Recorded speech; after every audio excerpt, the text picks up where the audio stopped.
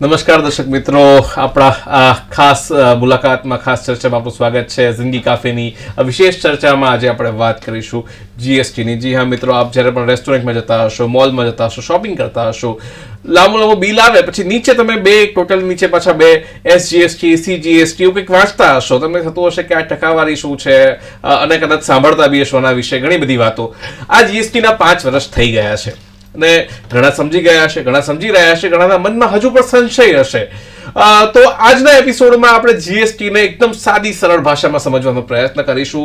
આટલા વર્ષોમાં જીએસટી કેવી પ્રગતિ કરી છે, એમાં આપનો, કેમ કે ખાસ તો આપનો જ ફાળો છે, જેના કારણે આ જીએસટી ઇનડાયરેક્ટ ટેક્સીસ જે છે આ દેશની ઇકોનોમીને ચલાવી રહી છે, આ દેશની જે વેલફેર સ્કીમ છે એને ચલાવી રહી છે. રોડ, રસ્તા, આ સૌના માલિકો તમે છો, કેમ કે તમારા ટેક્સમાંથી આ બધું બની રહ્યું છે અને ટેક્સ લેવાય છે કે એમનો, એ પદ્ધતિ કેવી છે, આ બધી વાતો આજના એપિસોડમાં કરીશું. અને એના માટે આપણી સાથે ઉપસ્થિત છે શ્રી રીતેશ જૈન, જે પોતે ચાર્ટર્ડ એકાઉન્ટન્ટ છે, જીએસટી માટે એક્સપર્ટ છે ઇનડાયરેક્ટ ટેક્સના, એ આપણી સાથે ચર્ચા કરશે. અને શિવાંગ ચોકસી કે જે આવતીકાલે CA ડે પણ છે, અને એટલે આ બંનેને એક તો એડવાન્સમાં બધાઈ, અને પ્રમુખ છે ચાર્ટર્ડ એકાઉન્ટ એસોસિએશનના અને ચાર્ટર્ડ એકાઉન્ટન્ટ છે, તો બંનેને ખૂબ ખૂબ સ્વાગત છે. તો સૌથી પહેલા રીતેશ જૈન સાહેબ, આપને પૂછીશ કે આ જીએસટી ના 5 વર્ષ થઈ ગયા છે, 5 પૂરા થશે, 6માં પ્રવેશ કરશે. તો આ જીએસટી એટલે શું, એમ કેમ લાવવામાં આવ્યું? પહેલા બી સરકાર પાસે ટેક્સ લેવાના બહુ બધા રસ્તા હતા, અને પછી આપણે વન નેશન વન ટેક્સ અને બહુ મોટી જાહેરાત સાથે આની આપણે ઘોષણા કરી હતી. તો શા માટે આટલું મહત્વનું અને કેમ લાવવામાં આવ્યું? કોઈ બી દેશમાં એક ઇનડાયરેક્ટ ટેક્સ જે સિસ્ટમ છે એનાથી બધી જ વસ્તુઓનું ઘડતર થાય છે. અને ફોર એક્ઝામ્પલ સાહેબે કીધું કે તમે કે ભાઈ રોડ, રસ્તા, તે તો પહેલાં જે સિસ્ટમ હતો એમાં બહુ બધા ટેક્સીસ હતા. સ્ટેટ્સ બી બહુ બધા ટેક્સ લગાડતા હતા અને સેન્ટર બી બહુ બધા ટેક્સ લગાડતા હતા. એક્સાઇઝ છે, સર્વિસ ટેક્સ છે, સેન્ટ્રલ સેલ્સ ટેક્સ છે, વેટ છે. તો એનાથી 2003માં વાજપેયી સાહેબે એક કમિટી બનાવીને આનું એક રૂપ બનાવવાનું ચાલુ કરવાનું એક કામ ચાલુ કર્યું હતું.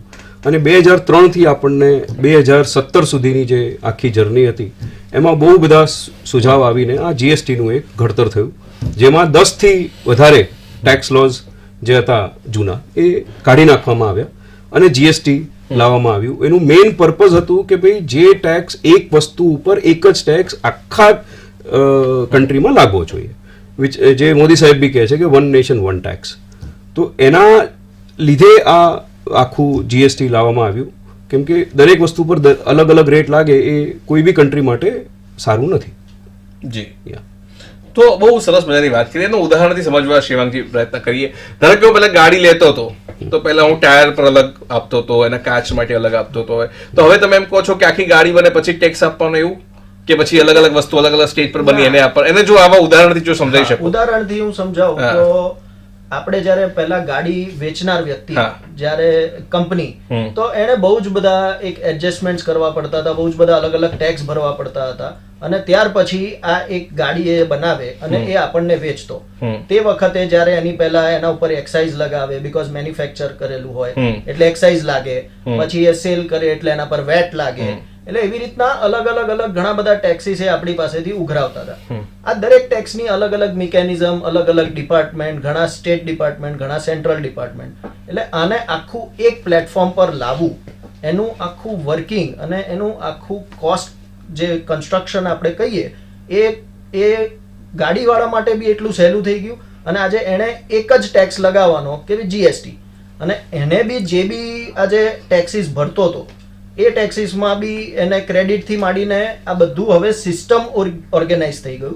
સો એ રીતના આજે જ્યારે એ લોકોને ફાયદો થતો હોય મેન્યુફેક્ચરરને, તો ઓબ્વિયસલી એ ફાયદો કસ્ટમર તરફ બી એ લોકો શિફ્ટ કરી જ શકે છે અને કરે છે બી ખરા. અત્યારે તમે કહો છો કે ઉર્જા અને સમયની બહુ બધી બચત છે, આપણે વારે ઘડી ગણગણ કરવાનું એવું નહીં. એમ આ દેશના કેલ્ક્યુલેટરોને બી રાહત મળી અને એક સિસ્ટમ વડે આપણે કામ કરી શક્યા, અને બીજું બધું વિચારવાનો, એક ક્રિએટિવ થોટ્સ કરવાનો આપણને એક અવસર મળ્યો. નારાયણભાઈ સોલંકી જોડાયા છે આપણી સાથે જામનગરથી. જી નારાયણભાઈ, આપનો સવાલ પૂછો. સર, આપણે જે અત્યારે જીવન પ્રસારણ જોઈ રહ્યો છો, જી, મારો પ્રશ્ન એ છે કે આપણે જીએસટી આપણે જે કે ઉદ્યોગ ઉપર લાગે છે, બરોબર છે? અને જો જીએસટી માં કેમાં લાગે છે કે એ મને જે પ્રશ્નનો જવાબ આપશો. જી, એટલે એમનો પ્રશ્ન એ છે કે જીએસટી કેવી કેવી વસ્તુઓ પર લાગે, કેવી રીતે નક્કી થાય છે, એના વિશે થોડી માળખાકીય. જીએસટી ઓલમોસ્ટ બધી જ વસ્તુઓ પર હવે લાગવા માંડ્યું છે. અને તમને જો યાદ હોય તો 2022માં જે ખાદ્ય પદાર્થો હતા, જે પહેલા ખાલી બ્રાન્ડેડ અને જે પેક્ડ, જે થેલીમાં તમને બ્રાન્ડેડ લેબલ્ડ અને એ મળતું હતું એની ઉપર લાગતું હતું. હવે 2022માં સરકારે એ બી ચેન્જ કરીને બધી જ વસ્તુઓ પર, ખાદ્ય પદાર્થો પર જે પેક્ડ ફોર્મમાં મળે છે, લેબલ્ડ હોય કે ના હોય, બ્રાન્ડેડ હોય કે ના હોય, જે પેક્ડ ફોર્મમાં મળે છે એની ઉપર સરકારે ટેક્સ લાવી દીધો. ખાલી થોડીક જ વસ્તુઓ ઉપર ટેક્સ નથી. ફોર એક્ઝામ્પલ કે તમારું ભણતર ઉપર નથી, એજ્યુકેશન ઉપર, પછી હોસ્પિટલના કોઈ બી ખર્ચા હોય એની ઉપર નથી. એમાં બી લાસ્ટ યર એ લોકોએ ચેન્જ કરીને રૂમ જો 5,000થી ઉપર હોય, જે તમે કોઈ હોસ્પિટલમાં તમે ભરતી થાઓ, રૂમ જો 5,000ની ઉપર હોય તો એની ઉપર ટેક્સ લાવી દીધો. પણ ઓવરઓલ હોસ્પિટલમાં કોઈ બી તમે ટ્રીટમેન્ટ લો તો એની ઉપર ટેક્સ નથી. તો એવી 2-3 વસ્તુઓ હજુ બહાર છે. પણ ઓલમોસ્ટ બધી જ વસ્તુઓ હવે પહેલાં જેવું નથી રહ્યું. બધી જ વસ્તુઓ ઉપર હવે સમાન રીતે ટેક્સ લાગે. કોઈમાં 5% છે, કોઈમાં 3% છે, કોઈની ઉપર 50% છે, કોઈની ઉપર 150% છે. તંબાકુ છે તો એની ઉપર 150-200% બી ટેક્સ છે. તો એ રીતે બહુ બધા સ્લેબ્સ છે, પણ ઓવરઓલ બધી જ પ્રોડક્ટ ઉપર હવે ટેક્સ લાગવા માંડ્યો છે. જી, આ તમે એટલી ટકાવારીની વાત કરી, પણ હવે દર્શકોને એમ થાય કે ટકાવારી નક્કી કોણ કરે? આટલા બધા લોકો ભેગા કોણ થાય? કે આટલા રાજ્યોના લોકો છે, આની વિધાનસભાઓ છે, આપણે સંસદ છે, બહુ બધા કાયદા છે, તો આ લોકો ક્યાં ભેગા થાય છે, નક્કી ક્યાં થાય છે, કોણ કરે છે, કેવી રીતે થાય છે, એના વિશે શિવાંશજી. એટલે આમાં એવું છે કે સરકારે એક જીએસટી કાઉન્સિલ બનાવેલી છે, જેમાં દરેક સ્ટેટના જે મિનિસ્ટર્સ હોય એ લોકોના રેપ્રેઝેન્ટેટિવ્સ ને એ લોકોએ સમાવેશ કરેલો છે. આ કાઉન્સિલ મેઇનલી જે આ રેટ અલગ અલગ છે એ નક્કી એવી રીતે કરે છે કે જેમાં જો એસેન્શિયલ આઇટમ કે જે આપણી રોજની વસ્તુઓ છે, જેના વગર આપણું જીવન આગળ ન વધી શકે, એવી અમુક વસ્તુઓ એ લોકોએ નક્કી કરી જેના ઉપર મિનિમમ ટેક્સ છે. અને લાઇફસ્ટાઇલ વસ્તુઓ જેને કહેવાય કે જેમાં જે વધારે જરૂરિયાતવાળી નથી પણ એ શોખની વસ્તુ કહેવાય, કે ઘણીવાર તમારી સ્વાસ્થ્ય ખરાબ કરતી વસ્તુઓ હોય તો એના ઉપર એ લોકોએ મેક્સિમમ ટેક્સ મૂકેલો છે. એટલે આ રીતે ગવર્મેન્ટ એ અલગ અલગ રેટ્સ નક્કી કરવામાં આવે છે, જેથી કરીને એક સાધારણ વ્યક્તિને, એક લોઅર મિડલ ક્લાસ કે મિડલ ક્લાસ ફેમિલીને જે બેઝિક વસ્તુઓની જરૂર પડતી હોય એના ઉપરના રેટ ઓફ ટેક્સ મિનિમમ છે. જ્યારે કે જે બહુ જ મોટું ધંધો ધરાવતો હોય કે જેના લાઇફસ્ટાઇલ મોટી હોય, એ મોંઘી ગાડીઓ લે તો એના ઉપર મોટા ટેક્સ છે. જી, હવે બીજું તમને પૂછવાનું મન થાય કે શરૂઆત થઈ જીએસટી ત્યારે ટેકનોલોજીનું એક જીએસટીએન નેટવર્ક આખું બન્યું.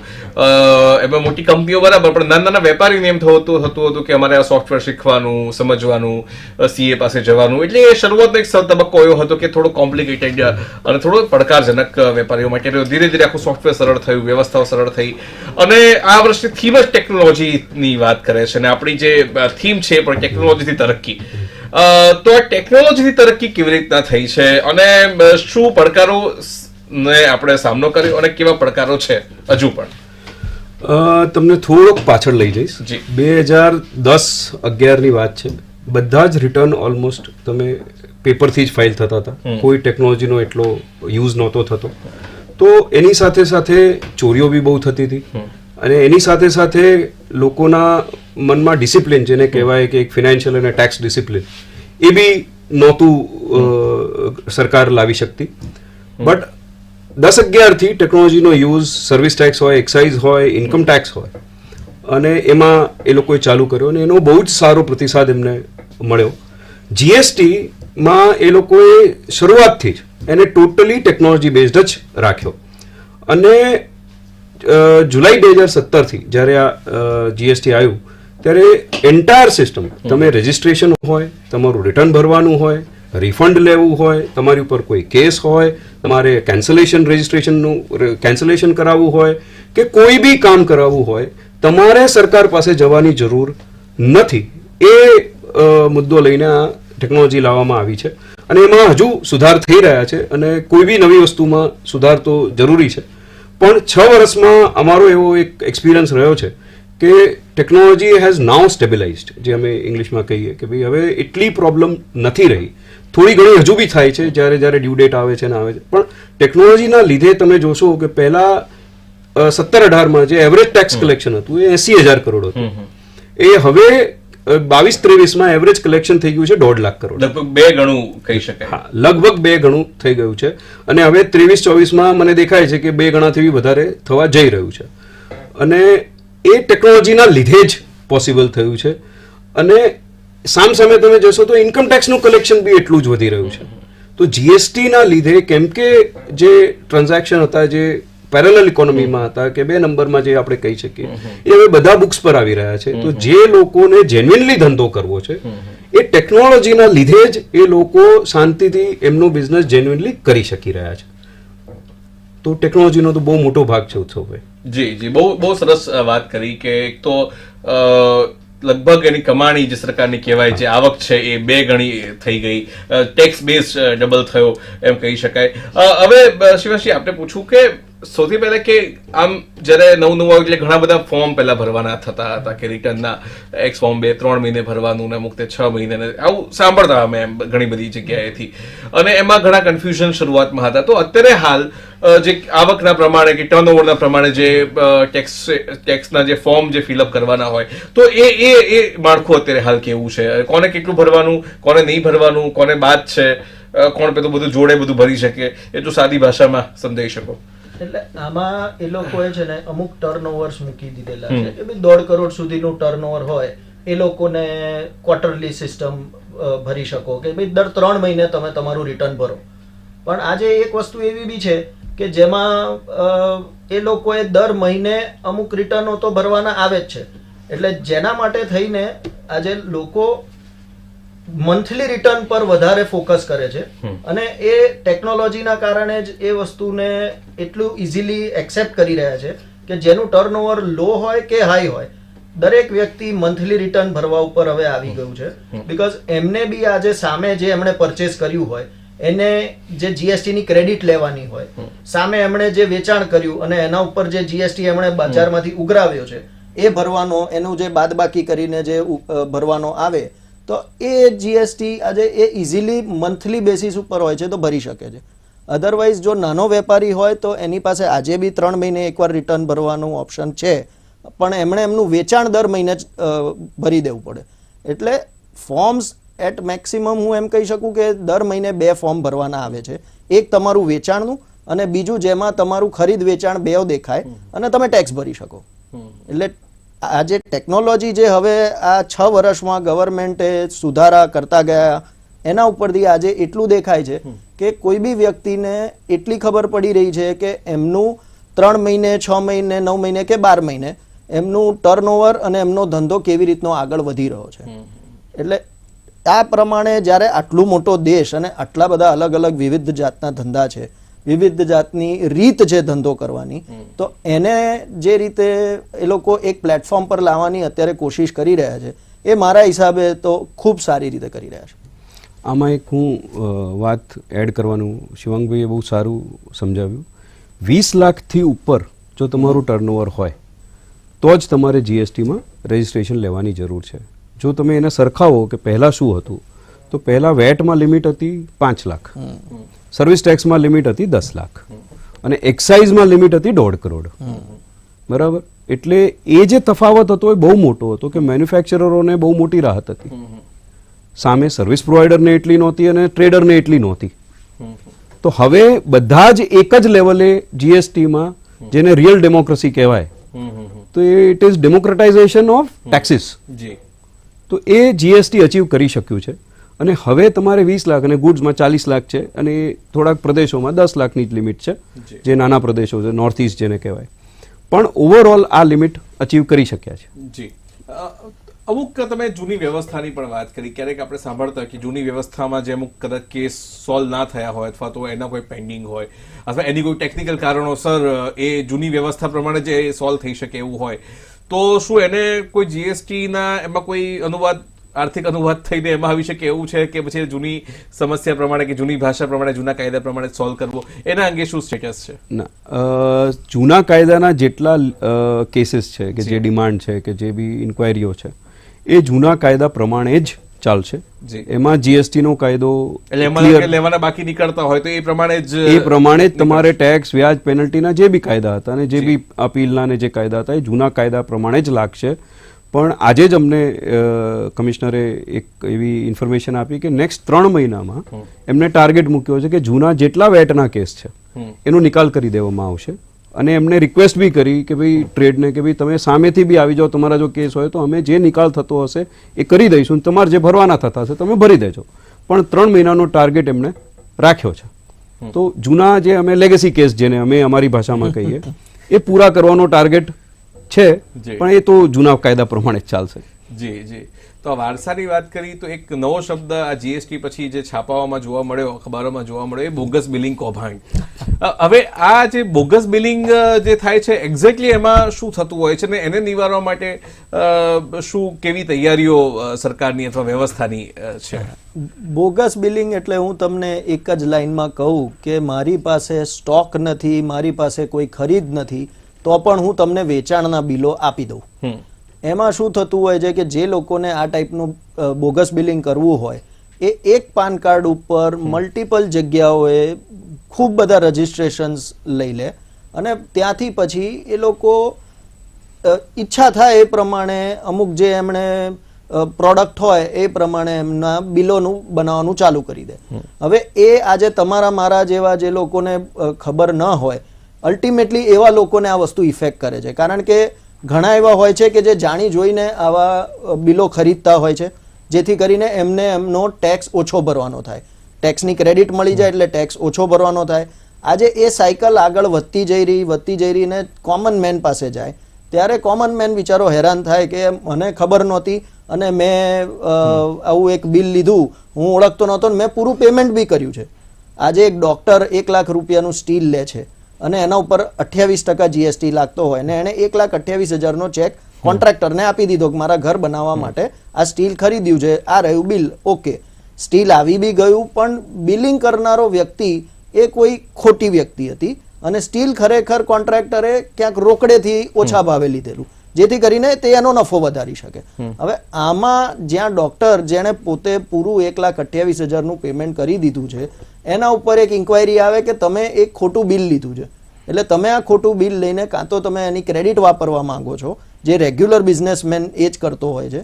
પણ આમાં બહુ જ ઓછા લોકોના કારણે હવે આ બિલો જે બજારમાં ફરી રહ્યા છે અને એ આગળ ને આગળ જઈ રહ્યા હોય, તમે ખરીદ્યું, પછી નિતેશભાઈએ ખરીદ્યું, પછી મેં ખરીદ્યું.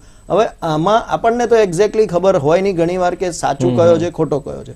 એના કારણે આ કમ્પાઉન્ડ એટલું બધું મોટું થઈ રહ્યું છે, જેથી કરીને અત્યારે પણ બીકોઝ અગેન ટેકનોલોજી કે government is able to track it down very સૂન. જે પહેલા એમ કહેવાય કે 3 વર્ષે 4 વર્ષે ખબર પડતી કે જ્યારે એમ ખબર લાગે કે ઓકે આ અહીંયા કોઈ છે જ નહીં, તો આજે ગવર્મેન્ટના અલગ અલગ ડ્રાઈવ છે જેમાં એ લોકો ચેક કરે છે કે આ એકચ્યુઅલ એડ્રેસ છે કે નહીં, વ્યક્તિ ખરેખર આવો બિઝનેસ કરી રહ્યો છે કે નહીં. એ એમની જે થોડુંક સ્ટ્રિક્ટ થયા છે એના બેઝ ઉપર હવે એ ટ્રેકિંગ અને ટેકનોલોજીના કારણે આ ટ્રેકિંગ ઇઝી થવા માંડ્યું છે. પણ હજુ બી વી આર હોપિંગ કે આ વસ્તુ ધીરે ધીરે ટેકનોલોજીની હેલ્પથી હજુ બી ઇઝી થવા માંડશે. એટલે એ નાગરિકોની નીતિમત્તાનો પ્રશ્ન છે. યસ, આપ કંઈક કહેવા માંગો છો? તમારા માધ્યમથી ઉત્સવભાઈ હું બધા જે બી જોઈ રહ્યા છે અને જે આ જોવાના છે, આ જે બોગસ બિલિંગ છે ને એ કેન્સર છે ઇકોનોમી માટે. અને આ કેન્સર જો નહીં કાઢવામાં આવે તો ઇકોનોમીને બહુ જ મોટી તકલીફ થવાની છે. બહુ ઓછા લોકો છે જે આ કરી રહ્યા છે. જો તમે ટોટલ 1,40,00,000 રજિસ્ટર પર્સન છે જીએસટીમાં, એમાં જો આ લોકોને ગણવામાં આવે તો બહુ જ ઓછી વ્યક્તિઓ આ કરી રહી છે. પણ જો ઓવરઓલ ટેક્સની ભાષામાં આને હું સરખાવું તો 21-22 સુધી 3 લાખ કરોડ ના કેસ ઓલરેડી ડિપાર્ટમેન્ટ ડિટેક્ટ કરી ચૂક્યું છે. હવે એવા બી બહુ બધા હશે જે હજુ ડિટેક્ટ નથી થયા અને એ પ્રોસેસમાં છે, થશે. અને એમાંથી 1 લાખ કરોડની રિકવરી બી સરકારે કરી લીધી છે. પણ આ કેન્સર કાઢવા માટે ટેકનોલોજી જ એક એવી વસ્તુ છે જેનાથી આ વસ્તુ આખા ઇન્ડિયામાં સરકાર આને સોલ્વ કરી શકશે. તો હું બધા જે શ્રોતાઓ છે એમને એટલું જ કહીશ કે તમે જ્યારે કોઈ બી વસ્તુ ખરીદો તો એ એન્શ્યોર કરો કે જે બિલ તમારી પાસે આવે છે અને એ જ વ્યક્તિ પાસેથી આવે છે જે વ્યક્તિ પાસે તમે એ માલ ખરીદી રહ્યા છો.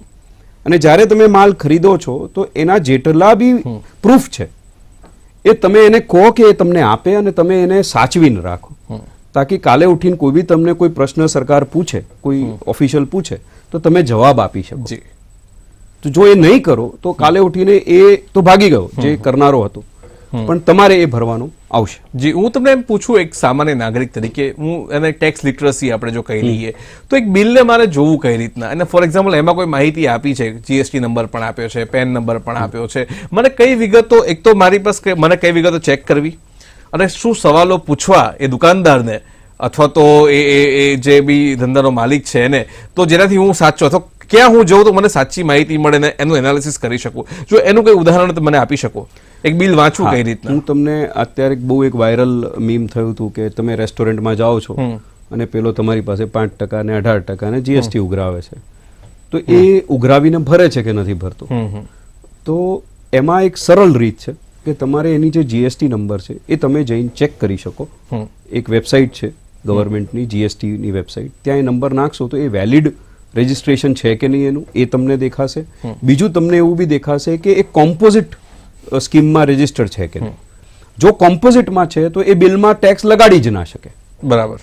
એને ભરવો તો પડશે 5% રેસ્ટોરન્ટમાં, પણ એ બિલમાં તમારી પાસેથી ઉઘરાવી નહીં શકે. બરાબર છે. તો એ તમે તરત તમારા મોબાઈલ પર જ જેમ ગૂગલ ખોલશો અને લખશો કે ભાઈ મારે જીએસટી વેરિફિકેશન કરવું છે, તો એ લિંક આવશે, એમાં નંબર નાખશો તો એ તમને બધી જ એની ઇન્ફોર્મેશન ત્યાં દેખાશે. એ એક્ટિવ રજિસ્ટર્ડ પર્સન છે, રિટર્ન ફાઇલ કરે છે કે નથી કરતો, એ બધી જ જે છે ઇન્ફોર્મેશન સરકારે પબ્લિક ડોમેનમાં મૂકેલી છે. ઓકે. અને મને કમ્પ્લેન કરવી હોય શિવાંશજી, તો ક્યાં જઈ, હું ક્યાં કરી શકું કમ્પ્લેન? કમ્પ્લેન તો તમે જીએસટીની જે બી તમારી નજીકની ઓફિસ હોય એમાં તમે એ કમ્પ્લેન કરી શકો. એ લોકોની ગ્રીવન્સ રિડ્રેસલ્સ બી હોય છે, જેની અંદર તમને એમ લાગે કે આજે તમે કોઈ માલ ખરીદ્યો દાખલા તરીકે, હવે તમારે માલ બરાબર નથી બન્યો, તમે એને પાછો આપી રહ્યા છો. હવે ઘણીવાર અમે એવું સાંભળવા મળ્યું છે કે લોકો એમ કહેતા હોય છે કે ભાઈ એ દુકાનદારે તો અમને એમ કહી દીધું કે આ સપ્લાયરે એવું કહી દીધું કે અમે તમને જીએસટી વાળા રૂપિયા પાછા નહીં આપીએ, એ તો તમારી પાસે અમે ઉઘરાઈને ગવર્મેન્ટમાં ભરી દીધા છે. જો આવું કંઈ થાય તો એ તમે એ વ્યક્તિની સામે પૂરતા પુરાવા સાથે જીએસટીની ઓફિસમાં જઈ અને એ લોકોનું એક સિંગલ વિન્ડો બી છે જેમાં તમે આ કોઈ બી કમ્પ્લેન કરી શકો કોઈ બી જીએસટી રજિસ્ટર્ડ વ્યક્તિની સામે. અને તમે જો કોઈ બી એવી જગ્યા કે જ્યાં તમારે વસ્તુ લીધી છે અને તમે પાછી આપી છે તો કાયદામાં પ્રાવધાન બી છે કે જેથી તમે એ જીએસટીની અમાઉન્ટ બી પાછી મેળવી શકો. જી. નીતિશજી, ઘણીવાર આપણે સ્ક્રુટિનીની વાત કરીએ તો ફોર એક્ઝામ્પલ ઘણા લોકોને નોટિસ મળતી હોય છે, સિસ્ટમ નોટિસ જનરેટ કરતું હોય છે, ઘણીવાર બહુ જેન્યુઅન કિસ્સાઓમાં પણ નોટિસ મળતી હોય ને એને રિઝોલ્વ કરવાના બી પ્રયત્નો થતા હોય છે. તો સ્ક્રુટિની કેમની થાય છે અને કેવા કેવા કિસ્સાઓમાં નોટિસ ઇસ્યુ થતી હોય છે? આમાં બે વાત છે. એક જે સ્ક્રુટિની છે એ સેક્શન 61-61માં થાય છે અને એમાં સરકાર ચૂઝ કરે છે એમના જે રિસ્ક પેરામીટર છે બધા, એમાં ચૂઝ કરીને એ સિલેક્ટેડ લોકોને, એમાંથી 2-3% લોકોને જ એવી નોટિસો જાય છે. સોફ્ટવેર થ્રુ, કમ્પ્યુટર થ્રુ એ એક સિલેક્શન થાય છે અને એમને નોટિસો જાય છે. અને એ નોટિસો પરથી એ ડિપાર્ટમેન્ટ એવું કહે છે કે ભાઈ તમારા રિટર્ન અમે ચકાસ્યા અને ચકાસ્યા પછી અમને ખબર પડે છે કે તમે આટલા જે આઈટીસી તમે લીધી છે કે અથવા તમે જે ટર્નઓવર બરાબર નથી દેખાડ્યું તો આટલો ટેક્સ તમારે ભરવાનો થાય છે. તો એ તમે સામે એનો જવાબ આપી શકો કે ના ના સાહેબ, આ આઈટીસી અમે સાચી લીધી, આના આ કારણો છે, અથવા અમારું ટર્નઓવર આટલું જ છે ને એના આ કારણો છે, બેલેન્સ શીટ ને આ બધું તમે ચૂક. તો એ લોકો એને જોઈ અને એક ઇન્ક્વાયરી બંધ બી કરી શકે, અથવા તમારે ભરવા પાત્ર થતા હોય તો તમારે એ ભરવાનું કાઢશે અને તમારે ભરીને ક્લોઝર તમને આપી દેશે.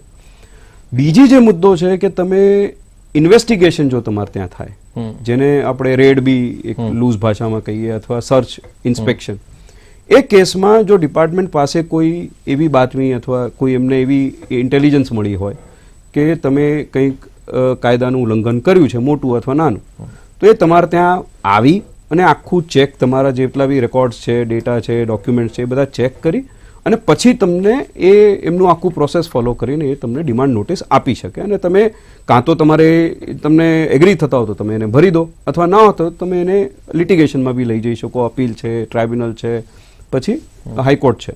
ટ્રાઇબ્યુનલ હજુ બની નથી પણ એ ટૂંક સમયમાં કાઉન્સિલે કીધું છે કે અમે પ્રોસેસમાં છીએ બનાવવામાં, એટલે એ આખો પ્રોસેસ તમે ફોલો કરી શકો.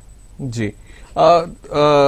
હું અમને એક સવાલ પૂછું કે ધારો કે જીએસટીના જન્મથી મૃત્યુ લઈએ એટલે તમારા રજિસ્ટ્રેશનથી લઈને તમારે ડી રજિસ્ટર થવું હોય અથવા સસ્પેન્શન પણ ઘણા કેસમાં આવતું હોય, તો એ પ્રક્રિયાઓ શું હોય છે, જો થોડું ટૂંકમાં જો સમજાવી શકો. એટલે નિતેશભાઈએ તો ઓલરેડી રજિસ્ટ્રેશનની તો વાત કરી લીધી કે ભાઈ કોઈનું 20 લાખથી વધારે સર્વિસ કે 40 લાખથી વધારે ગુડ્સનું વેચાણ હોય તો જીએસટી રજિસ્ટ્રેશન જે તમારા પોર્ટલ ઉપર હોય છે એ લોકોનું એક 10 સ્ટેપ પ્રોસેસ છે, જેની અંદર તમે તમારી જે વિગતો માંગેલી હોય એ તમે આપો, એ લોકો એને વેરીફાઈ કરે છે અને લગભગ 1 મહિનાની અંદર આઈડિયલી એનું રજિસ્ટ્રેશન મળી જતું હોય, જો તમારા ડોક્યુમેન્ટ્સ બધા પ્રોપર હોય તો. એ લોકો સાઇટ વિઝિટ કરતા હોય છે.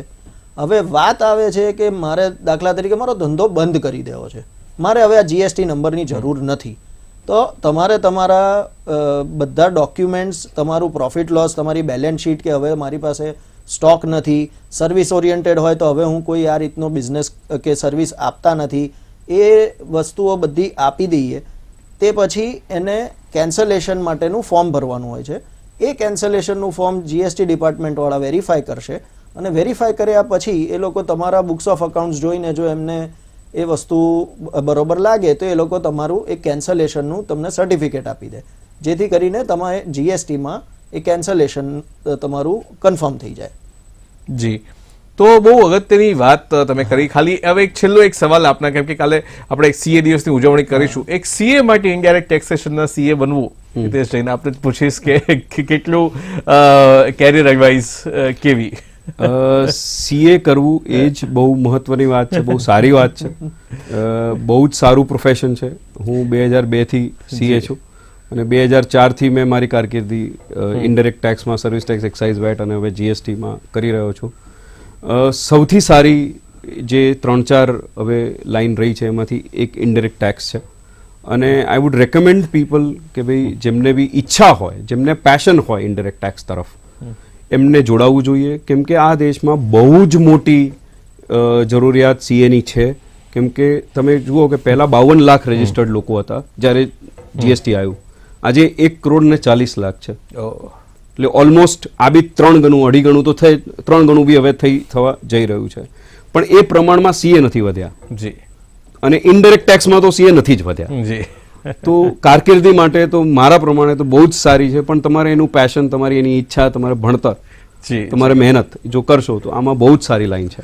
જી, બહુ જ સરસ મજાની વાતો થઈ. એક બેન્જામિન ફ્રેન્કલિનનું એક કોટ યાદ આવી ગયું, 2 things are certain, tax and death. Tax અને મૃત્યુ બંને નિશ્ચિત બાબતો છે અને ટેક્સ માટેની ઇનડાયરેક્ટ ટેક્સની ડાયરેક્ટ સલાહ દિતેશભાઈ જૈન અને શિવાંગભાઈ ચોકસી આ બંને એક સરસ મજાની ડાયરેક્ટ દિલ સે સંવાદ કર્યો, અમારા દર્શકો સાથે જીએસટી વિશે વાત કરી, એ બદલ આપનો ખૂબ ખૂબ આભાર માનું છું. અને દર્શક મિત્રો, તો આ તો ખાસ એપિસોડ જિંદગી કાફેનો જીએસટી દિવસના ઉપલક્ષ્યમાં. ફરી મળીશું આવતા સપ્તાહે નવા વિષય સાથે. ત્યાં સુધી રજા આપશો. આવજો.